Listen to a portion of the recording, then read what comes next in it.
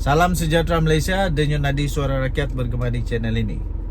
Disahkan titah adendum.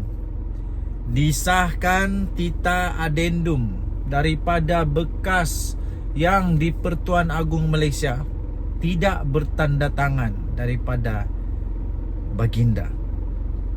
Saya baca je ni, saya terus biar betul. Pertama sekali tuan-tuan dan puan yang dihormati sekalian, surat titah diraja daripada bekas yang di Pertuan Agong ini telah pun didedahkan oleh peguam. Telah didedahkan oleh peguam di mahkamah, ya. Dan surat itu ditujukan kepada Datuk Nizar, anak kepada bekas Perdana Menteri yang sudah jadi banduan, disahkan bersalah, sudah jadi banduan, masuk penjara. Sudah dipenjara selama lebih kurang 2 tahun. Datuk Seri Najib Tun Razak, bosmu. Bosmu, bosku, bosnya, bos kamu, bos kita. Apa-apa jelah. Tapi sudah jadi banduan. Titah itu anda boleh tengok di berita yang saya sisipkan ini, menyatakan bahawa inilah anda baca. Tetapi yang menarik perhatian saya ialah surat itu tidak bertanda tangan daripada baginda bekas di Pertuan Agong. Okey. Jadi di fikiran saya pada mulanya, surat kalau tidak bertanda tangan daripada si pemberi surat, itu tidak sah. Belum tentu dia yang buat. Mungkin ada kemungkinan itu palsu. Ada kemungkinan itu adalah palsu. Ada kemungkinan itu adalah tidak betul, tidak benar, dan mungkin ditulis oleh orang lain. Itu kemungkinan yang saya fikirlah waktu itu. Waktu pertama kali baca tentang tajuk surah atau berita tu. Kemudian saya pun mulai membaca. Biar betul ni, takkanlah peguam ni keluarkan surat yang tak sah. Takkanlah peguam ni berani untuk bawa surat yang tidak sah, surat yang palsu, surat yang bukan ditulis oleh baginda Sultan, surat yang bukan dikeluarkan oleh bekas di Pertuan Agong ini ke mahkamah. Berani juga manusia ni kalau sampai begitu, katanya, kata hati saya. Tapi rupa-rupanya, jangan salah faham, rupa-rupanya menurut penerangan daripada Datuk Nizar, surat itu tidak bertanda tangan kerana surat itu adalah sebahagian daripada atau koleksi, dan baca nanti di newspaper ni, koleksi peribadi baginda. Jadi saya ni tidak tahu sangat tentang prosedur ataupun protokol istana, protokol diraja, protokol tentang warka-warka, surat-surat titah diraja.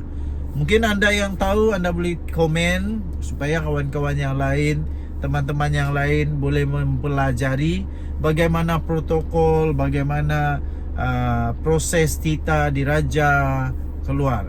Adakah perlu untuk ditandatangan oleh baginda atau tidak perlu? Saya kurang pasti, kita tunggulah. Okey, jadi kerana penerangan daripada Datuk Nizar itu, maka kita terima saja.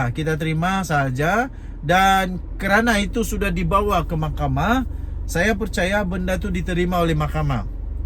Kecuali bukti itu tidak boleh diterima kerana tidak betul, tidak legit, tidak original, fake dan sebagainya, itu lain cerita. Tapi kalau sudah diterima oleh mahkamah, maksudnya benda tu betul dan begitulah prosedur untuk titah diraja. Okey? Jadi sebenarnya cerita dia begitulah. Walaupun tidak ada tanda tangan, tapi kalau betul prosedur diraja itu begitu, prosedur istana itu begitu, maka memang begitulah prosedur dia. Tidak perlu tanda tangan daripada baginda Sultan. Apapun, kita mendoakan yang baik-baik untuk negara Malaysia. Kita tetap mendoakan yang terbaik juga kepada pemimpin negara kita. Kita mendoakan yang terbaik untuk Datuk Seri Anwar Ibrahim dan juga yang terbaik untuk Datuk Seri Najib Tun Razak, bosku. Semoga dia dapat pengadilan seadil-adilnya di mahkamah. Salah tetap salah, betul tetap betul. Nothing is above the law. Okay. Denyut Nadi Suara Rakyat bergema di channel ini. Tinggalkan komen anda. Kita jumpa lagi. Bye-bye. Salam sejahtera Malaysia. Denyut Nadi Suara Rakyat bergema di channel ini. Tuan-tuan dan puan yang dihormati sekalian. Wow. Ramai sungguh orang bertanya kepada saya, apakah nasib Datuk Seri Anwar Ibrahim selepas ini? Adakah dengan kemenangan Najib ini sebenarnya adalah satu petanda bahawa Datuk Seri Anwar Ibrahim perlu letak jawatan? Bagaimana dengan pendapat anda? Adakah anda setuju sekiranya Datuk Seri Anwar Ibrahim letak jawatan? Saya tidak pernah setuju dengan perkara ni. Pertama, kerana kalau Datuk Seri Anwar Ibrahim letak jawatan, siapa yang layak untuk tukar dia? Siapa yang layak untuk tukar dia? Takkanlah Najib Razak nak jadi Perdana Menteri semula. Dia masih belum habis dalam hukuman dia. Walaupun dia jadi tahanan rumah, tapi dia belum habis lagi dalam hukuman dia.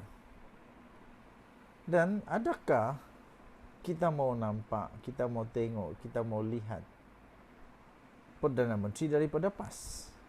Persoalannya, siapa Perdana Menteri PAS yang paling sesuai, untuk jadi Perdana Menteri? Satu-satunya yang ada gaya lah, ada style, ada nampak boleh jadi Perdana Menteri, mungkin Menteri Besar Terengganu yang pernah jadi viral satu ketika dulu. Kononnya dia adalah calon Perdana Menteri. Nah, tapi akhirnya bersatu seolah-olah tak setuju pula kalau Perdana Menteri bukan daripada Bersatu. Sampai adalah petikaman lidah gitu. Jadi tuan-tuan dan puan, takkanlah kita nak tengok pula Azmin Ali jadi Perdana Menteri, ataupun Muhyiddin Yassin. Azmin Ali tak layak jadi Perdana Menteri sebab dia bukan menang di parlimen. Dia bukan ahli parlimen. Macam mana dia boleh jadi Perdana Menteri? Tak boleh. Hamzah Zainuddin boleh juga, Hamzah Zainuddin. Tapi PAS mahukah melepaskan begitu saja?